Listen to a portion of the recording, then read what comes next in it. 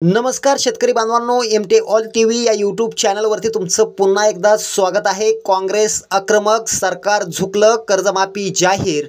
पाहूया संपूर्ण बातमी। काँग्रेसची काल महत्त्वाची बैठक पार पडली। या बैठकीमध्ये राहुल गांधी आक्रमक झाले। ते काय म्हणाले ते पाहूया।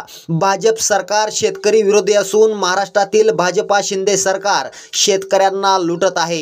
विविध राज्यात दुधाला 45 रुपयापर्यंत भाव मिळत आहे, परंतु महाराष्ट्रातील शेतकऱ्यांच्या दुधाला फक्त 27 रुपये भाव मिळतोय आणि हेच दूध अमूल व इतर दूध कंपन्यांकडून ग्राहकाला 55 ते 60 रुपये प्रति लिटर विकले जात आहे।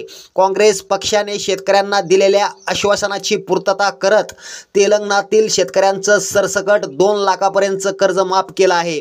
शेतकरी बांधवांनो, तुम्हाला देखील कर्जमाफी हवी असेल तर पुन्हा एकदा महाराष्ट्रात काँग्रेस सरकार तुम्ही आणलं पाहिजे। काँग्रेस हा विचारधाराने चालणारा पक्ष आहे। विधानसभेत काँग्रेसला बहुमत द्या, 8 दिवसात कर्जमाफी करतो असं आश्वासन राहुल गांधी यांनी या ठिकाणी दिलेलं आहे। याविषयी तुम्हाला काय वाटतंय आम्हाला नक्की कमेंट करा। हा व्हिडिओ आवडला तर नक्की शेअर करा। धन्यवाद।